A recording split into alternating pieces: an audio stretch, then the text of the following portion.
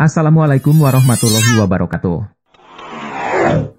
Abu Sufyan merasa terpukul karena di perang Badar semuanya tokoh-tokoh mereka mati. Abu Jahal, Umayyah bin Khalaf, tadi Utbah bin Rabi'ah, Syaibah bin Rabi'ah, Al-Walid, ini semua tokoh-tokoh Quraisy mati semua. Ya, Quraisy banyak sekali, sekitar 70 atau berapa orang yang mati semuanya. Maka Abu Sufyan bilang jangan ada yang bersedih. Nanti muslimin merasa tamak dengan kita. Kita harus bentuk pasukan, tahun depan serang. Tahun depannya, tahun 3 Hijriah terjadilah perang Uhud. Ya. Waktu pasukan Quraisy keluar dari Mekah jumlahnya 3.000 orang, Nabi SAW mendapatkan wahyu untuk perang Uhudnya. Nabi SAW musyawarah dengan para sahabat, dihadiri juga oleh Hamzah pada saat itu. Ini orang-orang Quraisy sudah keluar dari Mekah nih. Mereka sudah menuju ke Uhud, dan Uhud itu masih wilayah haram. Wilayah haramnya Madinah, tapi di luar pintu gerbangnya Madinah. Jadi kalau Madinah dulu ada benteng yang besar, Uhud di luarnya, pas keluar pintu gerbang langsung Uhud. Walaupun dia masuk wilayah haram, makanya sekarang masuk wilayah Madinah. Quraisy sudah akan menuju ke situ dan sebentar lagi tiba. Maka Nabi SAW musyawarah dengan para sahabat. Jadi perjalanan Mekah Madinah itu 3 hari. Ini tinggal 1 hari lagi perjalanan Quraisy akan tiba dan Nabi SAW dapat wahyu. Maka yang terjadi, apa jalan keluarnya? Keluar menghadapi atau bertahan di benteng Madinah? Bermusyawarah. Begitu Nabi SAW mengatakan bagaimana pendapat kalian? Yang paling pertama bicara Hamzah. Radhiyallahu anhu, ya Rasulullah, keluar saja, hadapi mereka. Apa yang harus kita takuti? Gitu. Ada beberapa orang di antara sahabat yang setuju dengan pendapat itu. Ada juga yang mengatakan tidak ya Rasulullah, kita bertahan saja di Madinah. Di antaranya yang banyak mau bertahan di Madinah pada saat itu adalah orang-orang munafik. Orang-orang munafik. Ya. Tentu ada di antara sahabat yang normal, artinya bukan munafik, tapi kebanyakan mendapat orang munafik ini. Nabi SAW sempat bilang, saya bermimpi semalam, saya melihat pedang saya bengkok, kemudian ada sapi yang disembelih, kemudian saya masuk ke sebuah benteng yang besar, yang saya berlindung padanya. Kata para sahabat, apa takwilnya ya Rasulullah? Kata Nabi SAW, kalau pedang bengkok ini berarti ada kerabat saya yang akan mati. Dan masalah sapi yang disembelih berarti ada sahabat saya yang meninggal dunia. Dan benteng yang kokoh adalah kota Madinah. Kata mereka, kalau begitu ya Rasulullah, bagaimana pendapat anda? Nabi lihat pendapat mayoritas keluar. Maka kata Nabi, baiklah kita keluar saja hadapi musuh, gak usah bertahan di benteng Madinah. Nabi SAW masuk ke dalam rumah beliau, lalu kemudian pakai baju perang, siap semuanya, suruh Aisyah siapin semua perbekalan. Begitu beliau keluar, rupanya para sahabat sempat diskusi, diantaranya Hamzah. Kayaknya kita sudah memaksa Nabi SAW keluar. Nabi sepertinya lebih cenderung untuk tidak keluar, bertahan di Madinah gitu kan. Maka kata Hamzah, coba kita ke rumah Nabi SAW, bicara coba. Siapa tahu memang beliau tidak mau keluar.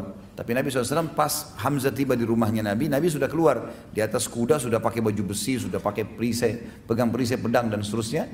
Maka kata mereka Hamzah dan teman-temannya, ya Rasulullah, kayaknya kami memaksakan anda keluar. Kalau anda mau tinggal di Madinah nggak masalah. Maka keluarlah hadis Nabi SAW yang mulia, tidak layak bagi seorang Nabi yang sudah pakai baju perang, masih punya pilihan ragu untuk tidak berperang melawan musuh. Kalau sudah pakai baju perang begini nggak ada ceritanya, nggak boleh lagi dibatalin, gitu kan? Tidak layak seorang nabi sudah mempersiapkan untuk perang lalu kemudian dia membatalkannya sampai Allah menunjukkan dia kayak menang atau musuhnya yang menang.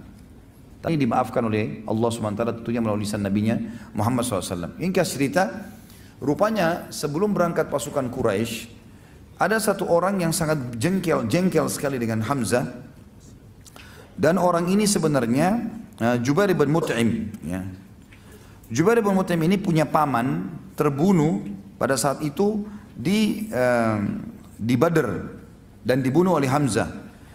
Maka dia berkata kepada budaknya yang bernama Wahsy, berangkatlah bersama orang-orang jika engkau membunuh Hamzah, paman Muhammad, demi membalas dendam pamanku yang bernama Thu'aimah bin Adi yang dibunuh oleh Hamzah, maka engkau akan merdeka.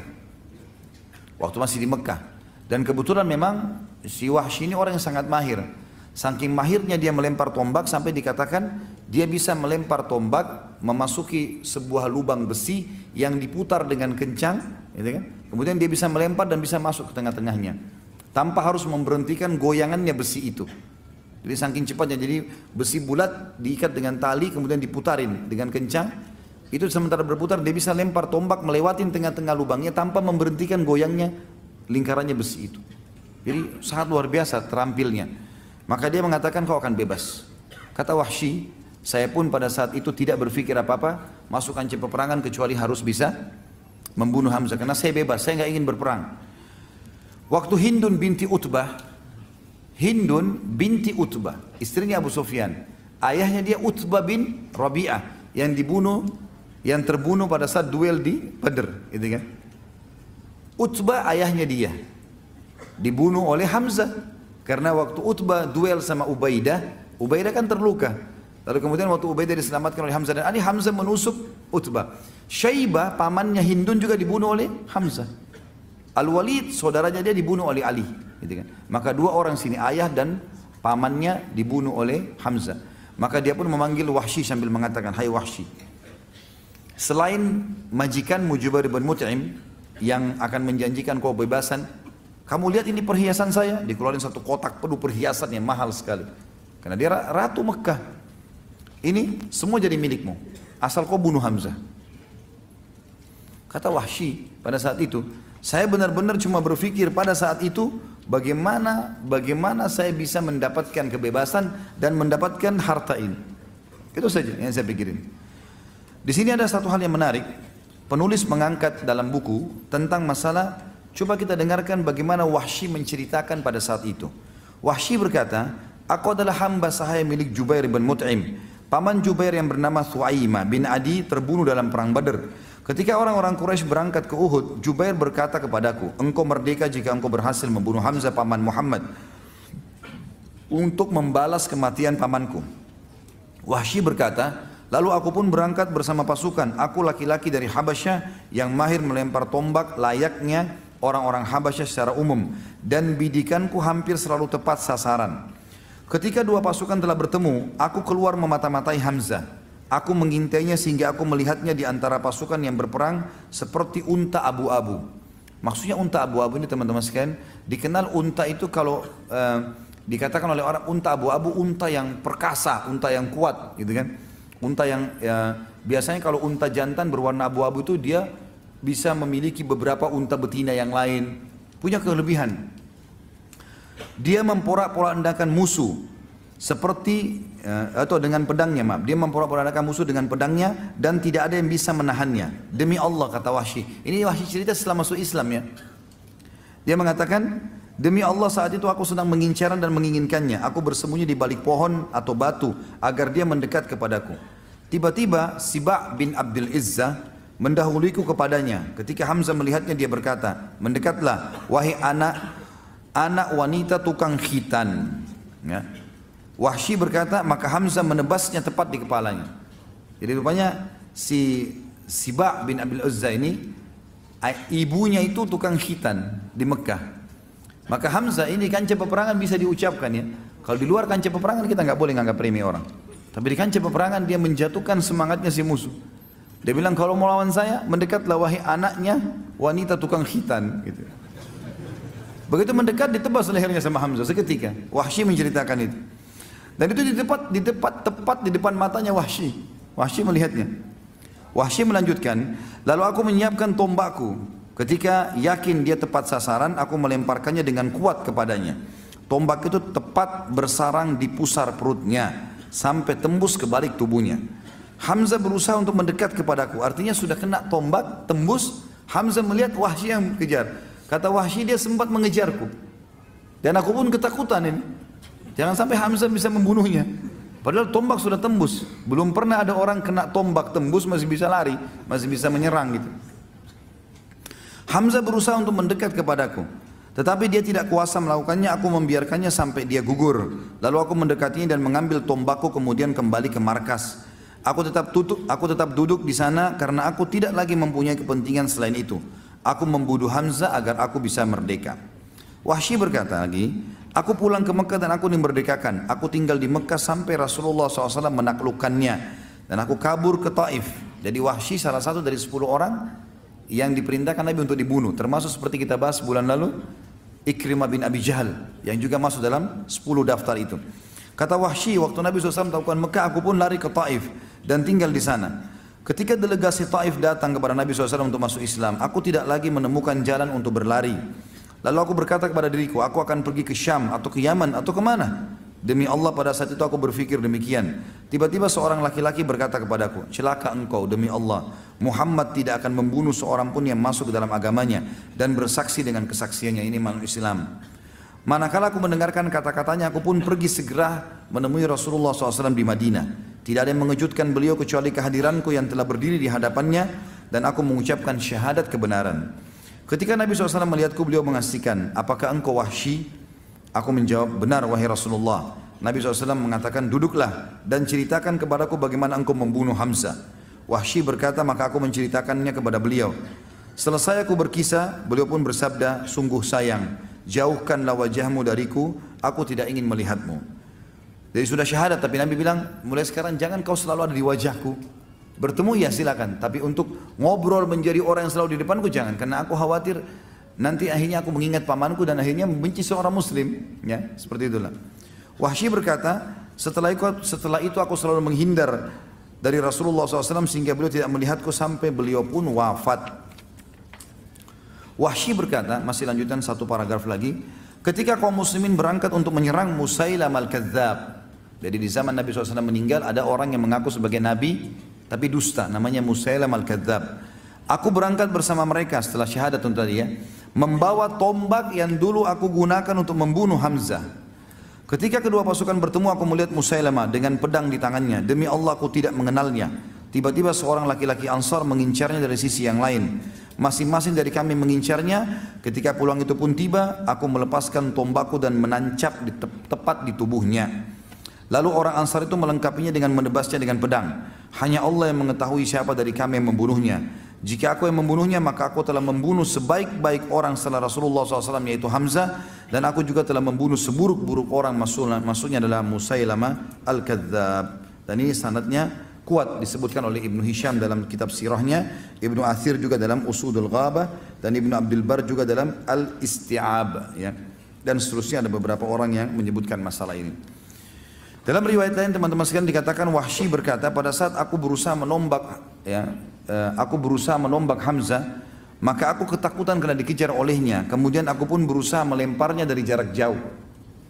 Sampai akhirnya tombak itu tersasarkan ke perutnya dan tembus ke belakang. Dia pun sempat mengejarku dan aku ketakutan jangan sampai Hamzah mendapatiku. Itu tambahan riwayat. Riwayat yang lain, riwayat juga tambahan di akhirnya mengatakan, aku pun pada saat itu gelisah semenjak Nabi SAW tidak mau melihat wajahku. Nah, artinya Wahsy untuk menghindar, ya. Maka dia mengatakan, aku merasa ini dosa yang sangat besar dan aku tidak bisa mengobatinya kecuali aku harus membunuh musuh Allah yang juga besar sehingga bisa mengobatinya. Maka pada saat terjadi perang melawan Musailamah al-Kadzab di zaman Abu Bakar radhiyallahu anhu, maka aku pun ikut dan aku pun mencari Musailamah al-Kadzab sampai aku melihatnya dan aku mempersiapkan tombakku yang aku gunakan untuk membunuh Hamzah dulu dan aku melemparkan di titik yang sama. Jadi dulu di perutnya, ini juga di perutnya, sampai tembus ke belakang, sebagaimana dulu Hamzah terbunuh. Kemudian aku mencabut tombakku dan aku pun mengatakan kalau aku membunuhnya, dan ada orang Ansar datang menebasnya dengan pedang. Maka aku mengatakan aku telah membunuh manusia yang paling buruk sebagai balasan telah membunuh manusia yang terbaik, maksudnya Hamzah. Seperti itulah riwayatnya. Teman-teman sekalian, pada saat Hamzah radhiyallahu anhu mati di sini, terbunuh mati syahid, maka Nabi SAW waktu lihat jenazahnya dalam sebuah riwayat yang sahih, riwayat Bukhari, kata Umar bin Khattab, kami belum pernah mendengarkan Nabi SAW menangis terisak-isak seperti pada saat melihat jasad pamannya Hamzah. Ternyata muslimin terdesak pada saat perang sudah mulai banyak yang kalah, maka muslimin terdesak dan Nabi SAW kita tahu dipukul oleh Ibnu Qami'ah, ya, sampai pelipis beliau berdarah alaihissalam, pipi beliau tertancap dengan besi, ya, sampai Abu Talha menarik dengan giginya, gitu kan. Talha bin Ubaidillah menarik dengan giginya, gitu kan, sampai giginya tanggal. Kemudian ada beberapa sahabat-sahabat yang membela Nabi SAW sampai akhirnya terdesak sekali karena pundak kanan dan pundak kiri Nabi dipukul oleh Ibnu Qami'ah. Dan ini sudah kita ceritakan pada saat menceritakan sahabat Nabi Mus'ab bin Umair radhiyallahu anhu. Ringkas cerita muslimin naik ke atas gunung dan akhirnya Abu Sufyan mengatakan terjadi. Tentu ada dialog di situ, tapi yang jelas kita ringkaskan saja. Kata Abu Sufyan, telah terjadi mutilasi di pasukan kalian dan itu bukan saya yang perintahkan. Saya tidak larang, saya juga tidak perintahkan. Maka jangan bawa-bawa ini kepada saya, gitu. Ternyata memang Hindun pada saat mendengarkan, melihat Wahsy mengatakan, hai Wahsy, di kancah peperangan, apa kau berhasil membunuh Hamzah? Dia bilang iya, berhasil. Kata Hindun, mana dia? Cari jasadnya, dicari jasadnya. Gitu kan? Dan ditemukan Hamzah, ternyata dia meletakkan bulu burung merpati di baju besinya. Itu ciri khasnya beliau. Dan nanti dikenalnya Hamzah juga pada saat itu karena adanya bulu itu yang dipenuhi dengan darah. Maka Hamzah pun, Wahsy pun mengatakan itu sana, yang di dadanya ada bulu merpati. Hindun pun mendekat, lalu Hindun menyuruh agar hidungnya dipotong, radhiyallahu anhu. Kemudian juga dibelah dadanya dan dikeluarkan jantungnya. Ya, Hindun pun berusaha memakannya karena jengkelnya ayahnya dan pamannya terbunuh, tapi dia tidak mampu dan dia membuangnya. Jadi pemandangan yang sangat luar biasa. Bayangkan kalau paman kita seperti ini, hidungnya terpotong, darah semuanya, kemudian dadanya terbelah dan jantungnya kecabut dan dibuang begitu saja di situ. Maka Nabi SAW waktu itu menangis terisak-isak. Tapi wahyu datang. Jibril datang menyampaikan kepada Nabi SAW dan mengatakan, dan beliau menyabdakan ini kepada para sahabatnya, Hamzatu sayyidus syuhada'i yawmal qiyamah. Hamzah ini pemimpinnya para syuhada di hari kiamat nanti. Jadi nggak usah kau sedih hai Muhammad, ini bukan cuma mati syahid biasa, dia akan jadi pemimpin para syuhada di sana, ya, di akhirat nantinya. Tentu teman-teman sekalian, ada banyak riwayat yang menjelaskan tentang masalah keutamaan Hamzah ini. Ya. Di antara